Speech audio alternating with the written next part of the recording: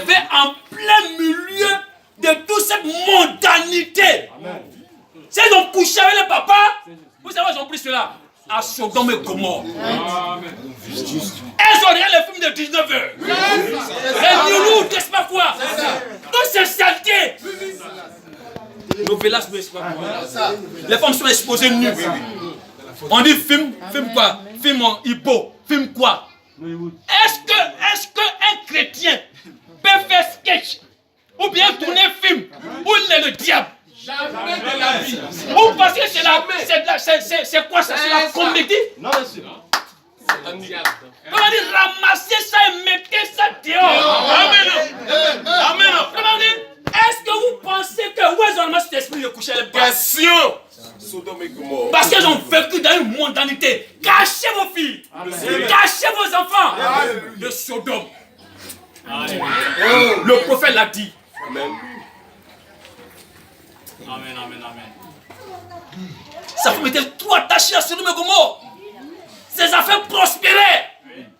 Quand on lui parle de l'évangile, elle n'écoute pas. Même quand l'ange est descendu, prend les mains, les fait sortir, son cœur est attaché. On dit ne retournez pas, ne regardez pas, elle veut regarder. Cher, quand vous dites ça, le message a dit ça, écoutez.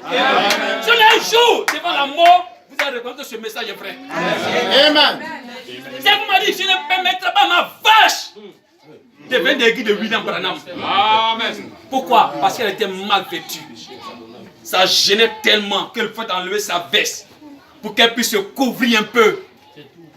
Regarde ça, pour qu'elle puisse se couvrir. Ou bien non, frère Branham, des fois on prêche l'évangile, mais des fois il faut agir. C'est ça. Quand elle n'est pas bien vêtue, tu n'es pas bien habillé. Amen. Amen. C'est parce que l'esprit n'a pas voulu prêcher. L'esprit est descendu en chair. Elle a levé veste pour lui couvrir. Alléluia. C'était trop pour elle. Elle pensait que c'était un homme. Elle s'est levée. Elle a tapé ses pieds. Je ne permettrai pas même à ma vache de venir prier ici. Elle est partie. Quand elle est partie, elle a commencé à agoniser. Elle a crié le nom du prophète jusqu'à ce qu'on vienne à chercher le prophète dans la chair.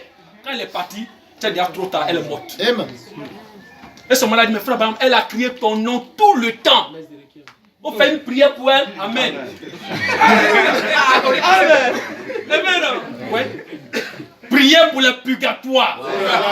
Une prière pour elle à ce moment, ce ne serait pas normal. C'est ça.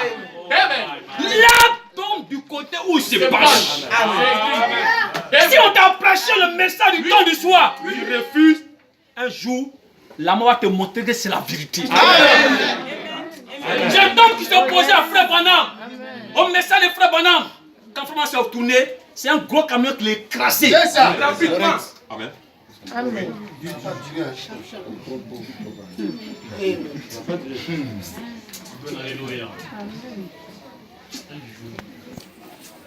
Frère, restons tranquilles. Amen. Elles ont grandi dans une mondanité. Comment des filles chrétiennes parlent coucher avec les papas pour avoir enfant, les Moabites. Frère dit, c'est parce qu'elles ont grandi dans la mondanité. Frère, vous savez bien vivre pour vos enfants lorsque vous commencez à mettre des enfants au monde. Mais vous devez vous éloigner de tout quoi qui peut polluer vos enfants. C'est juste. Si vous vous amusez, le diable ne s'amuse pas. Hein? Vous n'avez pas le comportement de vos enfants. C'est pourquoi il dit très souvent, si vous mettez les enfants à l'école, vous les laissez là-bas. Un enfant qui a un comportement à la maison bien comme une sainte, à l'école, a une démarche autrement. Pique chrétienne, pique païenne. N'importe quoi. Allez voir les éducateurs. Monsieur. Allez voir avec qui vos enfants causent. Regardez les compagnons. Parce qu'il y a bien que les mauvais compagnons corrompent les bonnes mœurs. Ça va arriver, ça peut arriver. Laisse pas vos enfants à la merci du diable. Amen. Amen.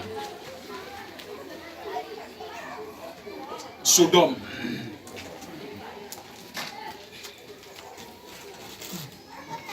C'est ce que nous regardons aujourd'hui. Ça dépend de ce que vous regardez. Comme je l'enseignais l'autre jour, au soir. Nous regardons à l'invisible. Nous regardons à la promesse de Dieu. Et nous considérons tout ce qui est contraire à cela comme n'existant pas. C'est ça la postérité d'Abraham. Amen. Amen. Amen. On prend nos brochures. Vous êtes avec moi? Amen. Que Dieu vous bénisse. On prend nos brochures. Abraham. Prêchez le 2. Je pense que c'est le... J'ai mis sur le 11, deuxième mois 1961. Le 11, deuxième mois 1961. Comment on prêche Abraham? Au paragraphe 33. 33 et 34. Amen. Bien, voilà. Juste parler un peu de ce que l'autre... Il dit, ici, Abraham n'était pas à Sodome. J'espère que je suis OK. À Sodome, pour voir combien il pouvait obtenir. Il était là dans les champs par obéissance à Dieu. Abraham, prêchait le 11, deuxième mois, c'est ça? Le 11, deuxième mois 1961. Paragraphe 33. Dans les champs d'obéissance à Dieu. Probablement que Sarah n'avait pas les nouvelles robes que Madame Lot portait. Oh là là. Et ne suivait pas toutes les modes. Cependant, il est dit qu'il n'y avait pas dans ce pays une femme aussi belle qu'elle. Alléluia. Elle était une mère. Vous voyez les qualités? Elle aimait aussi son mari, au point qu'elle ne se moulait pas dans les robes pour sortir dans la rue. Ça choque, monsieur? Alléluia. Amen.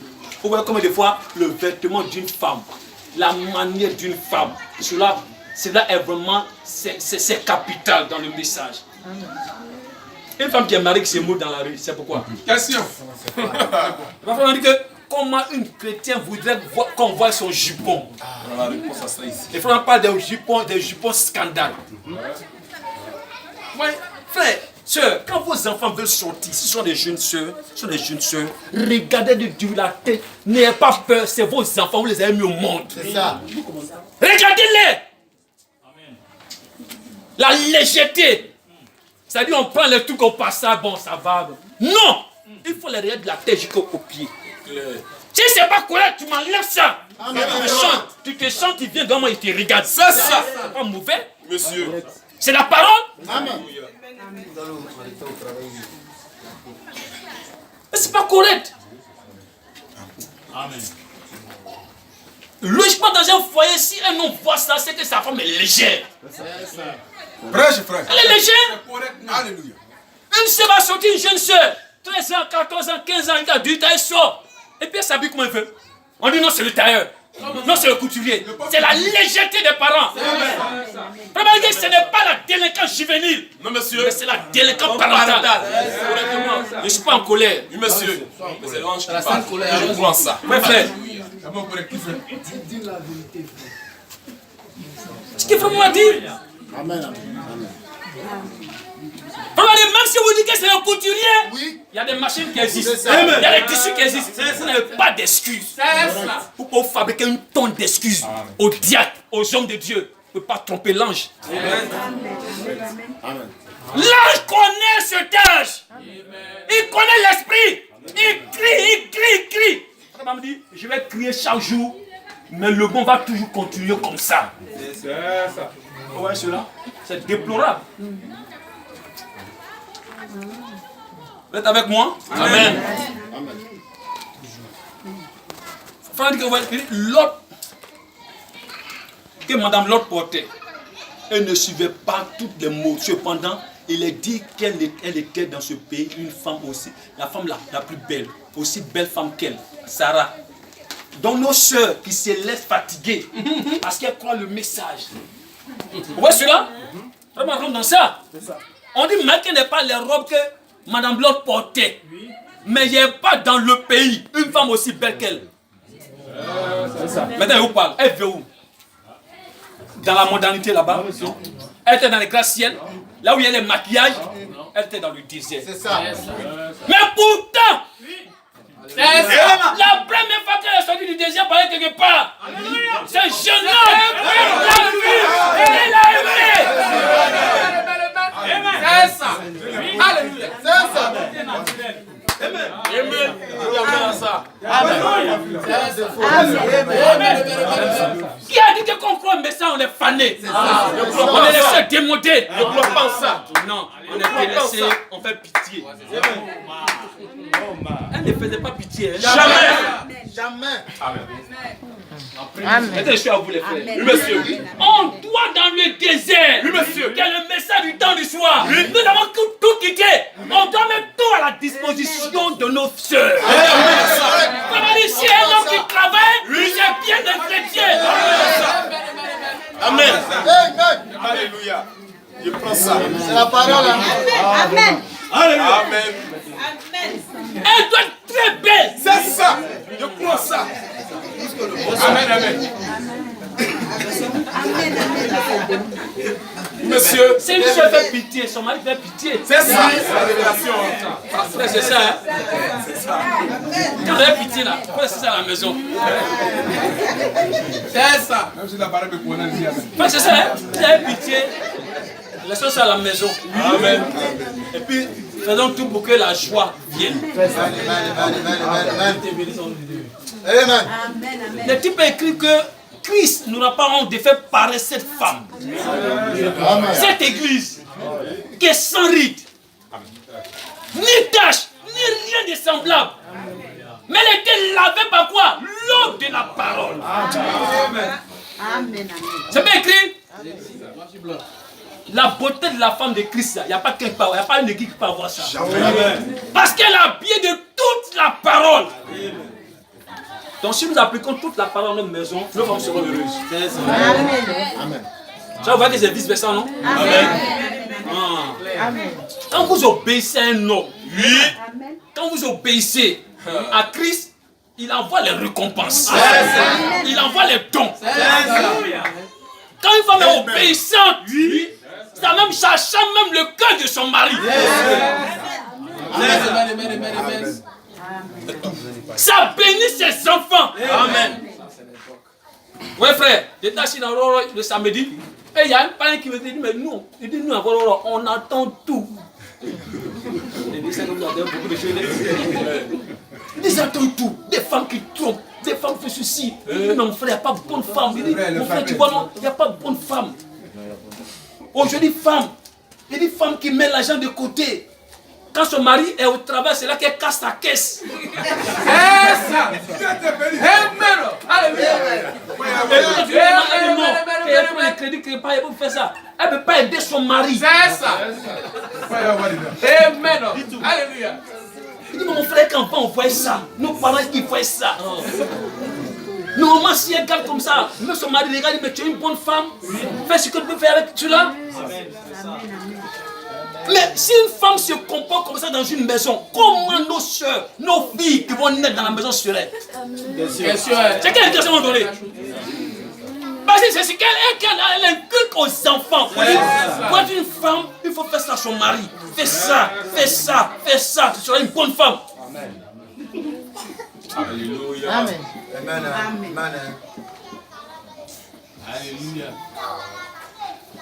Les meilleures femmes qu'on peut trouver, c'est dans le message. Ouais, c'est ça. Hein?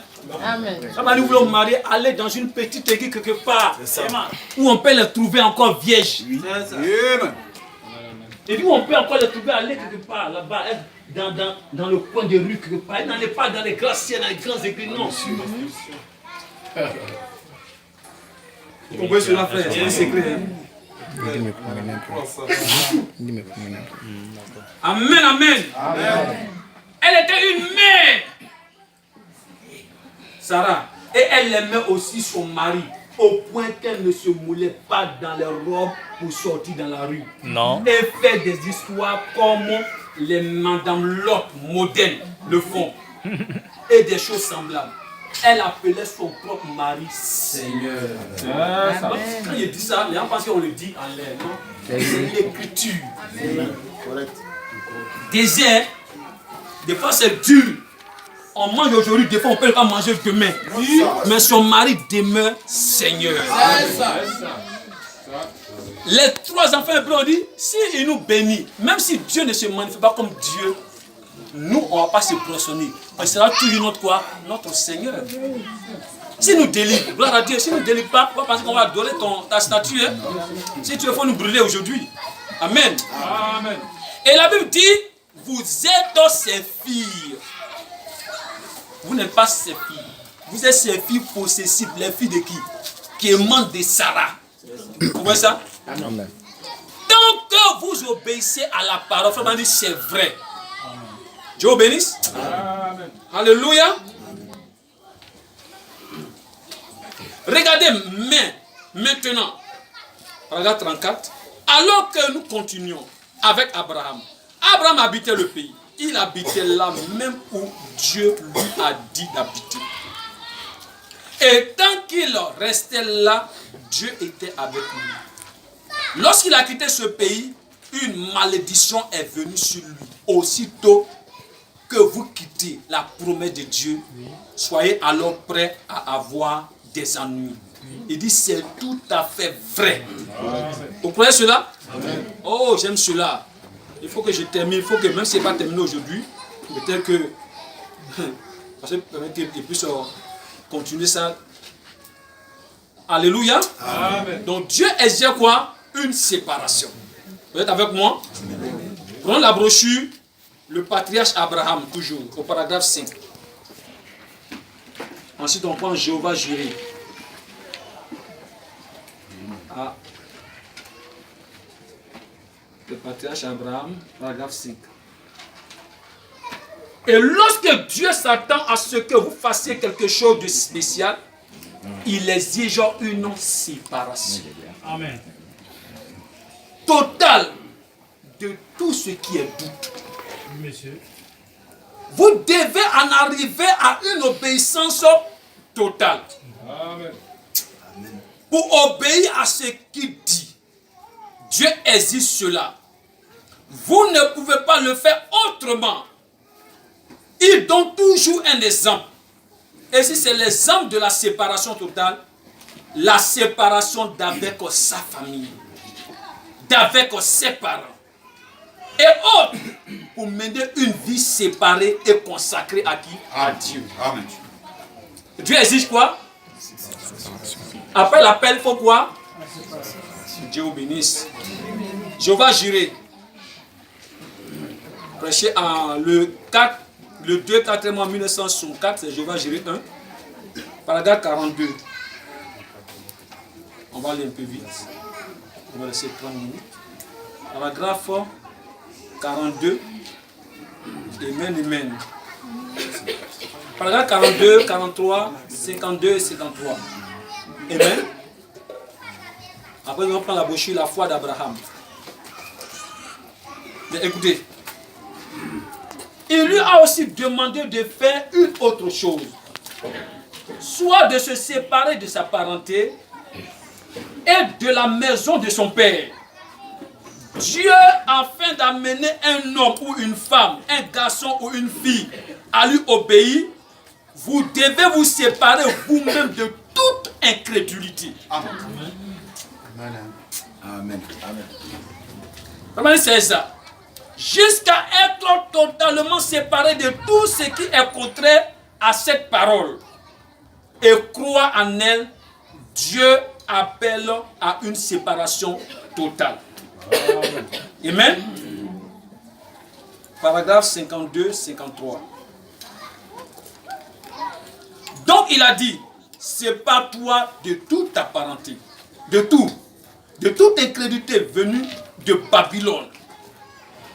La première grande organisation du monde a été Babylone.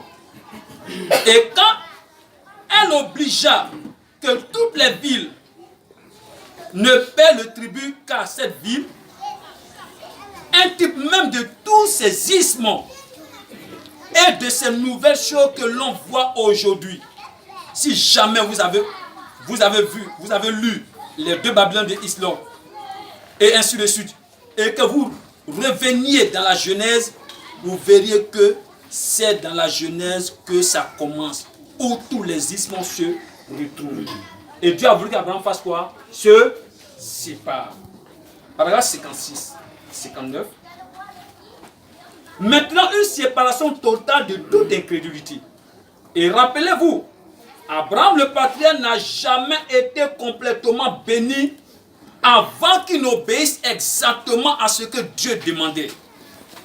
Et nous ne serons plus jamais, jamais, jamais bénis, n'aurons plus de les bénédictions avant d'avoir obéi à ce que Dieu demande. J'aimerais aussi vous faire remarquer autre chose. Genèse 12. Que l'alliance était tout à fait inconditionnelle. Rien n'y était rattaché. J'ai et non pas si vous. Et sachez que dans l'alliance adamique, c'était si vous ne touchez pas à cet arbre, alors je ferai telle ou telle chose. Mais si vous touchez, vous l'aurez à faire, alors j'aurai à faire telle ou telle chose. Mais dans cette alliance-ci, j'ai déjà fait père de plusieurs nations. Comment dire? Je l'ai fait père de plusieurs nations. L'alliance est la grâce absolue. Rien que la grâce. La seule chose qu'il avait à faire pour conserver cette alliance était de rester et de demeurer dans le pays. Amen. Il fallait qu'il reste là-bas, là où Dieu l'a placé. Amen. Amen. Dans le pays, et toute bénédiction venue avec l'alliance était avec eux. La seule chose qu'il avait à faire était de rester dans le pays.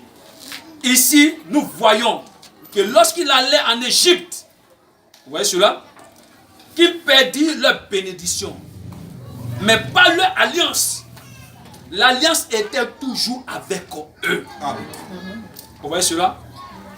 Amen. Amen. Paragraphe 63. Au chapitre 13, il parvient finalement à une pleine obéissance. Quelqu'un peut, chapitre 13, vers le bas. Il parvient à une pleine obéissance. Nous aimons cela.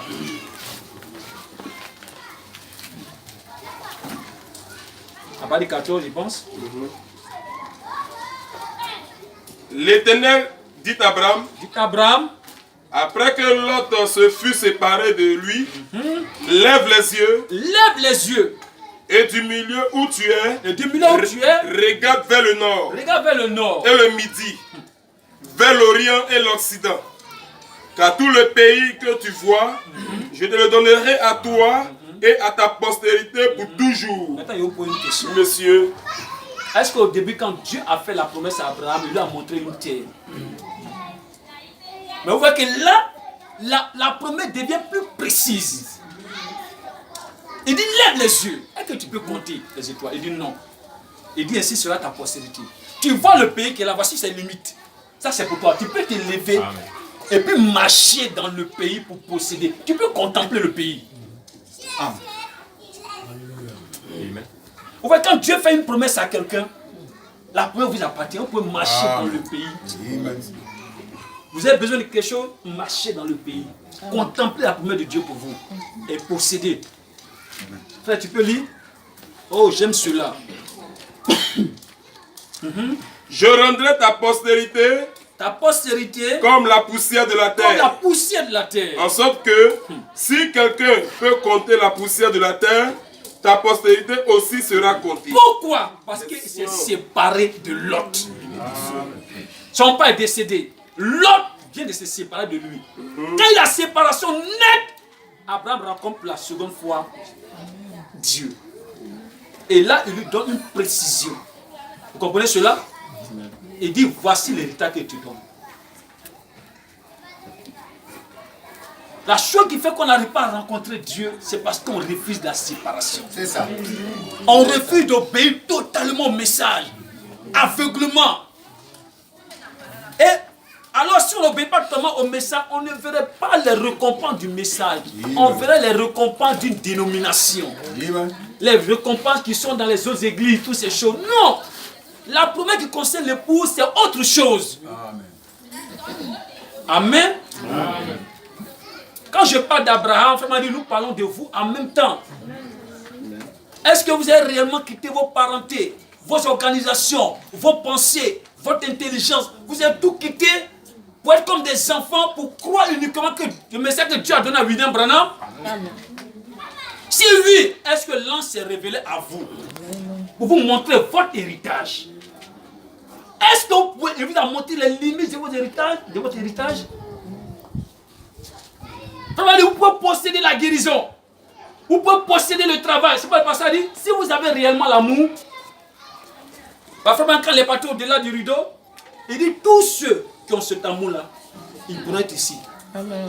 Vous voyez le message, la finalité? Amen. Il dit si vous avez ça, il n'y a pas quelqu'un qui dit va chercher emploi. Peut-être une minute. Mais si nous sommes remplis d'égoïsme, on prie toujours pour soi-même. On ne pense pas aux autres. Bon, n'a-t-il pas dit que si il y a quelque compassion en Christ, de faire quoi? Voilà. Je pense que c'est dans Philippiens combien? 2 ou bien 2. Philippiens 2, à cela, peut celui-là. Oh, j'aime cela, frère. Aimez cela. Oh, Seigneur Dieu.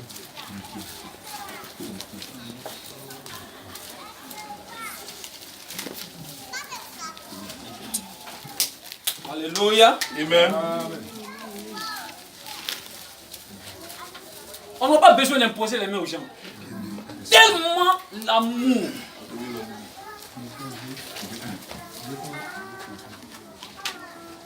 Oui, frère, c'est pas de modestie, tu as ça, folie. Philippiens 2, 1. C'est ça? Allons-y. Si donc il y a quelque chose, il y a quelque consolation en Christ. En Christ. S'il y a quelque soulagement dans l'amour. Dans l'amour. S'il y a quelque union d'esprit. S'il y a quelque compassion et quelque miséricorde. Bon, ça y est, le problème de frère Yapo est mon problème. Si frère Yapo est béni, je me réjouis avec lui. Amen. Amen. Il me sait combien de fois c'est bon. Parce que tu viens de réaliser que la promesse que nous avons est vraie. Amen. Vous voyez cela? Amen. Je n'ai pas dit, mais c'est pourquoi c'est pas moi? Si vraiment il pouvait jouer dans ça, parce que c'est lui souvent qu'on voit. Ouais, ça? Les gens ont peur des sorciers. Mais ça là, c'est la sorcellerie pure. Amen. Parce que ça veut dire que si tu avais une âme, ça veut dire que si tu peux le faire physiquement, tu vas le faire. Mais ils vont trouver que non. Tu vas trouver que c'est trop flagrant, c'est non. Tu vas venir à Pâques un frère. Donc qu'est-ce que tu fais? Tu le tues dans ton cœur. Mais c'est là quand le Saint-Esprit regarde ton cœur. Comme on en est Sapira, comment ils ont fait? Mais comment le Saint-Esprit a rempli votre cœur? Vous venez qu'à tromper le Saint-Esprit. Vous voyez cela? Amen. C'est dommage. On les avait tout en commun. C'est pourquoi en affaires, il faut qu'un frère, en affaires, il faut que les frères soient justes. C'est ça. Il faut que vous soyez tellement honnête. Quand on dit non, le frère, il est bête. C'est ça qui est la France. C'est en cela que Dieu vous bénit. Amen. Amen. Quand je pense à ça, il y a beaucoup de choses qui tournent dans mon esprit. Tu n'as pas fait affaire avec un frère. Tu dis, je vais aider le frère. Ou bien je vais donner de l'argent au frère. Au lieu de donner à un païen pour prospérer, je donne à mon frère. Frère, rends-moi service. Et le frère te double. C'est ça. C'est ça. C'est ça. Il fait qu'au lieu de te traiter comme un chrétien, comme son frère. Oui, monsieur. Il te traite comme un païen. C'est ça. Vous avez vu? On n'a pas le frère de paiement. On a voulu donner le marché à un frère. On a tellement dit que non. C'est un frère. C'est son travail. Le frère lui a donné tout l'argent, tout son argent. Il n'a pas terminé le travail du frère. Vous voulez, ça veut dire que comment on peut retrouver les choses qu'on peut pas retrouver dans le monde, dans le Seigneur.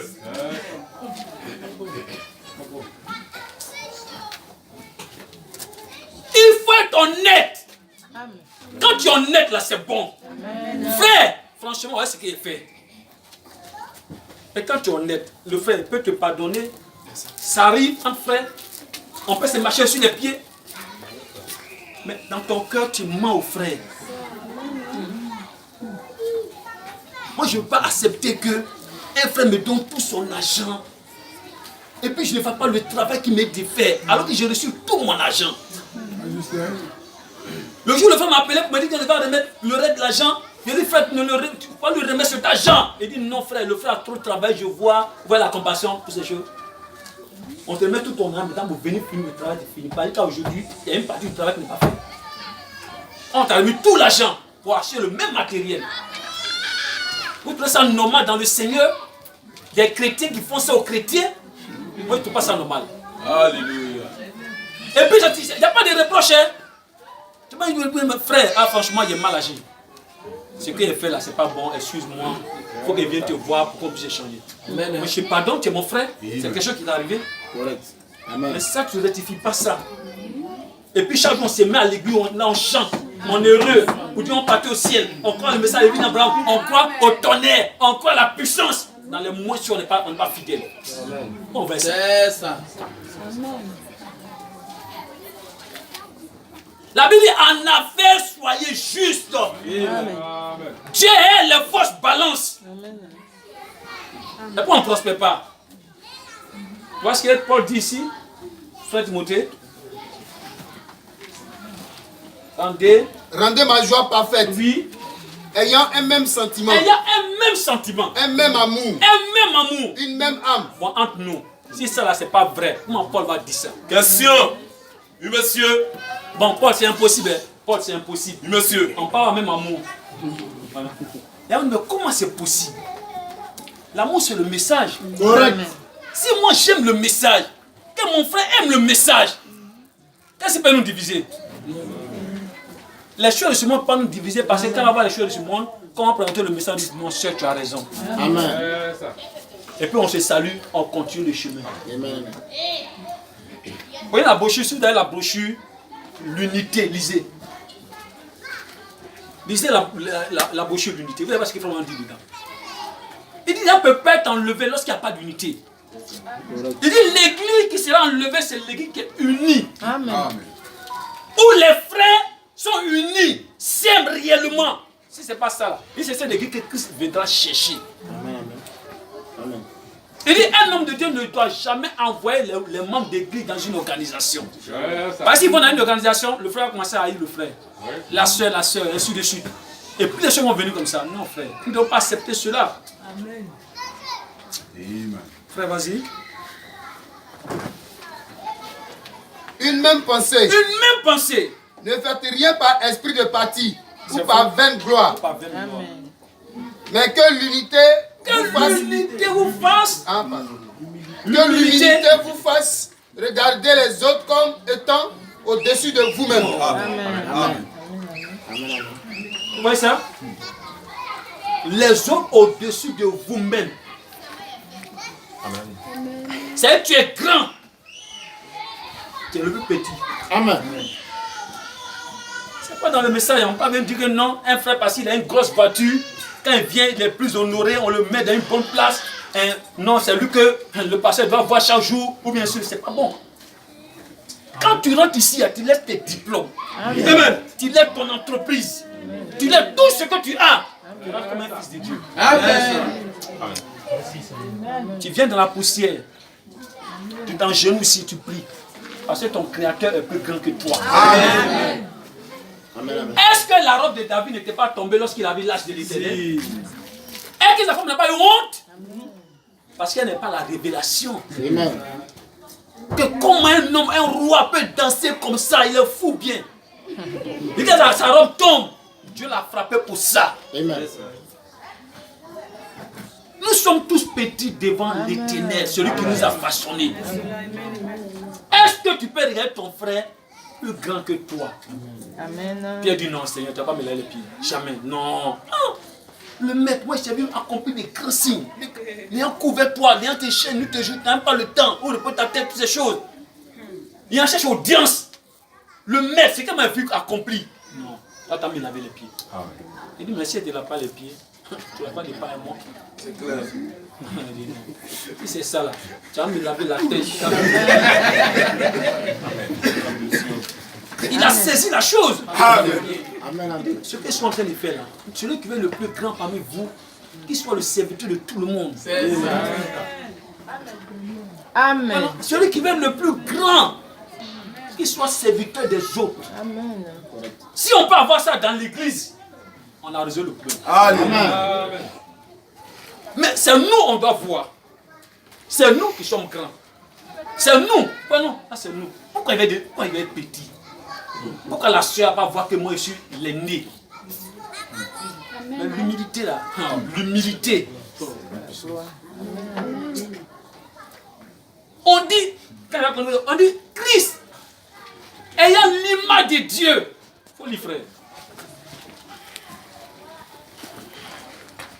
Que chacun de vous, au lieu de considérer ses propres intérêts, considère aussi ceux des autres.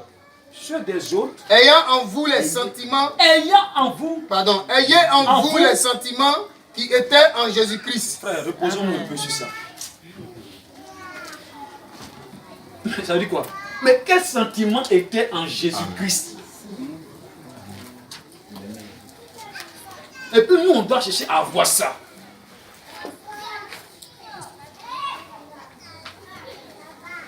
Ça veut dire qu'il avait toute la grandeur avec lui.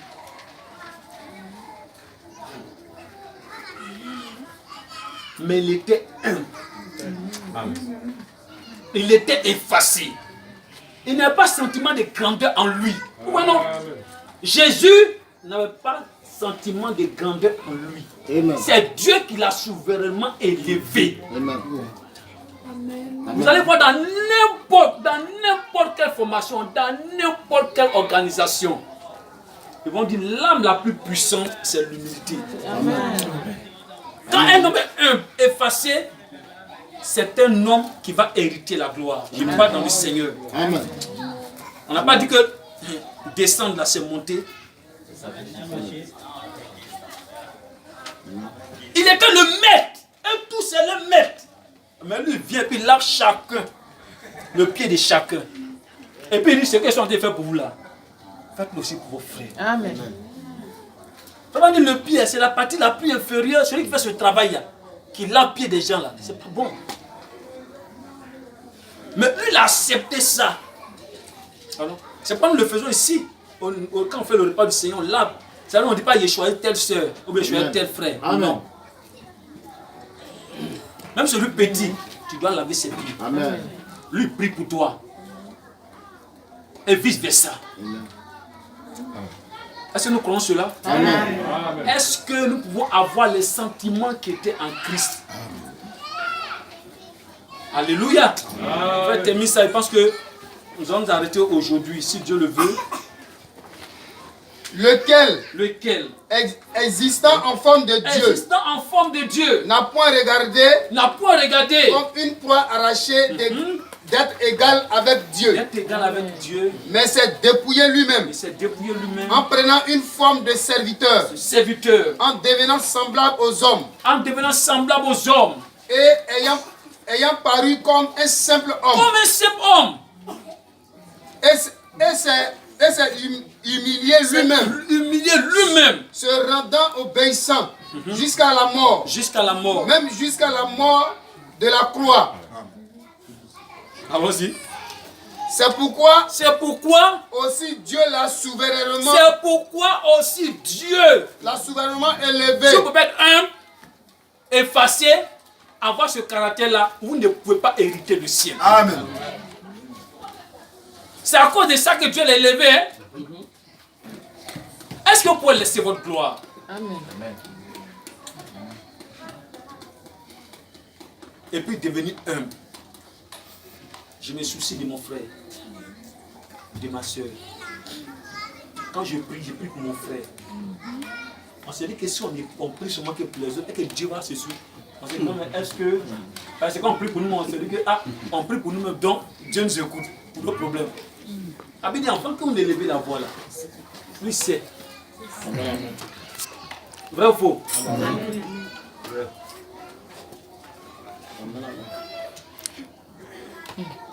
Vous croyez cela? Amen.